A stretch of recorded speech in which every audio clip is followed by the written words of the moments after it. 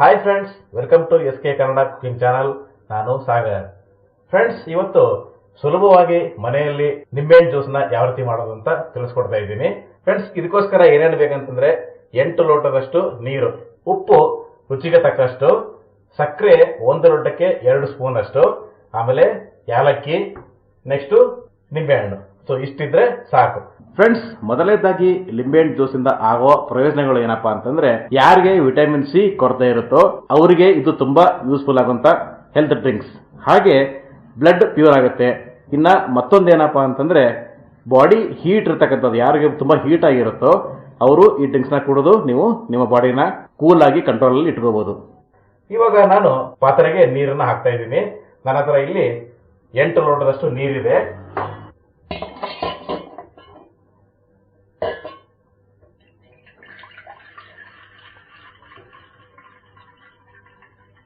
Okay friends, ಇವಾಗ ನಾನು 8 ಲೋಟದಷ್ಟು ನೀರು ಹಾಕಿದ್ದೀನಿ.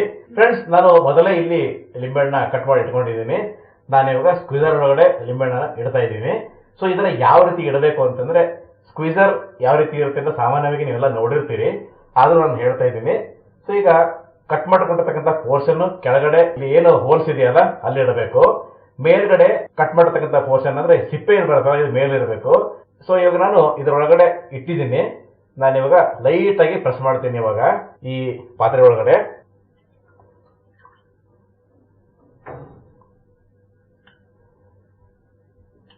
ಓಕೆ ಫ್ರೆಂಡ್ಸ್, ಇವಾಗ ಒಂದು ಹಿಂಡಾಯ್ತು. ಸೊ ನೆಕ್ಸ್ಟ್ ಇನ್ನೊಂದು ಹಿಂಡ್ತಾ ಇದ್ದೀನಿ. ಅಂದ್ರೆ ಒಂದನೇ ನಾನು 2 ಕಟ್ ಮಾಡ್ಕೊಂಡಿದ್ದೆ, ಅರ್ಧ ಅರ್ಧ.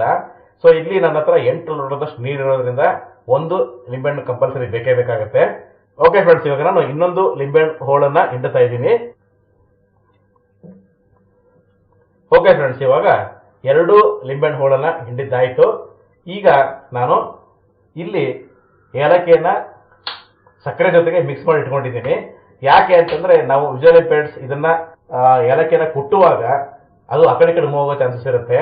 ಅದಕ್ಕೋಸ್ಕರ ಕೆಳಗಡೆ ಸ್ವಲ್ಪ 1 ಸ್ಪೂನ್ ಅಷ್ಟು ಸಕ್ಕರೆನ ಹಾಕಿ ನಾವು ಕುಟ್ಟಬೇಕಾಗತ್ತೆ.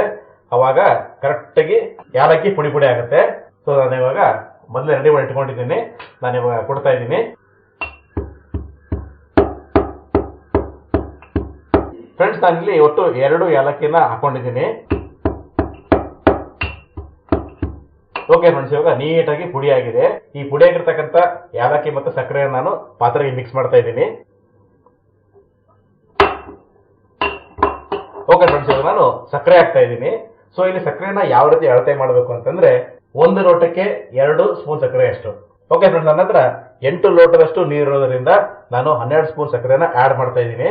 ಸೊ ಯಾಕೆ ಅಂತಂದ್ರೆ, ನಾನು ಏಲಕ್ಕಿನ ಕುಟ್ಟುವಾಗ ಸ್ವಲ್ಪ ಸಕ್ಕರೆನ ಹಾಕೊಂಡಿದ್ದಲ್ಲ, ಅದಕ್ಕೆ 12 ಸ್ಪೂನ್ ಮಾತ್ರ ಆಡ್ ಮಾಡ್ತಾ ಇದ್ದೀನಿ. ಓಕೆ ಫ್ರೆಂಡ್ಸ್, ಇವಾಗ ನಾನು ಸಕ್ಕರೆನ ಆಡ್ ಮಾಡ್ತಾ ಇದ್ದೀನಿ.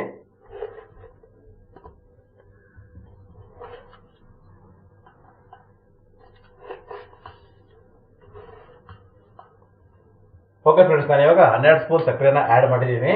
ನಾನು ಇವಾಗ ರುಚಿಗೆ ತಕ್ಕಷ್ಟು ಉಪ್ಪು ಹಾಕ್ತಾ ಇದ್ದೀನಿ. ನಾನು ಇಲ್ಲೂ ಕೂಡ ಕಲ್ಲುಪ್ಪನ್ನ ಯೂಸ್ ಮಾಡ್ತಾ ಇದ್ದೀನಿ. ಸೊ ಫ್ರೆಂಡ್ಸ್, ನೀವು ಪುಡಿ ಉಪ್ಪನ್ನ ಯೂಸ್ ಮಾಡ್ತಾ ಇದ್ರೆ 1 ಚಿಟಿಕೆ ಸಾಕು. ಕಲ್ಲುಪ್ಪು ಯೂಸ್ ಮಾಡ್ತಾ ಇದ್ರೆ 2 ಕಲ್ಲು ಸಾಕು. ಓಕೆ ಫ್ರೆಂಡ್ಸ್, ಇವಾಗ ನಾನು 2 ಕಲ್ಲುಪ್ಪನ್ನ ಆಡ್ ಮಾಡಿದ್ದೀನಿ. ಸೊ ಇವಾಗ ಇದನ್ನೆಲ್ಲ ಮಿಕ್ಸ್ ಮಾಡೋಣ.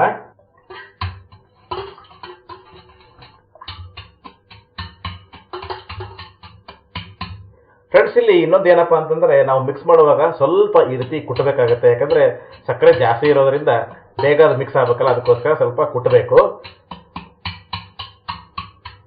ಫ್ರೆಂಡ್ಸ್, ಇನ್ನೊಂದು ಮಾಡ್ಬೋದು ಏನಪ್ಪಾ ಅಂತಂದ್ರೆ, ಇದನ್ನ ಮಿಕ್ಸರ್ಗೆ ಹಾಕಿ ನಾವು ಮಿಕ್ಸಿಯಲ್ಲಿ ಕೂಡ ಇದನ್ನ ರುಬ್ಬೋದು. ಬಟ್ ನನಗೆ ಆ ಮೆಥಡ್ ಬರಲ್ಲ.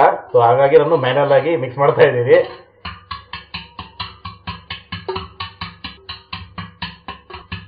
ಸೊ ಇಲ್ಲಿ ಸಕ್ಕರೆ ಕರೆಕ್ಟಾ ನಮಗೆ ಗೊತ್ತಾಗುತ್ತೆ. ನೋಡಿ, ಇಲ್ಲಿ ಸೌಂಡ್ ಮೇಲೆ ಗೊತ್ತಾಗುತ್ತೆ. ಮತ್ತೆ ನಮಗಿದು ಸೌಟಿಗೆ ಫೀಲ್ ಆಗುತ್ತೆ.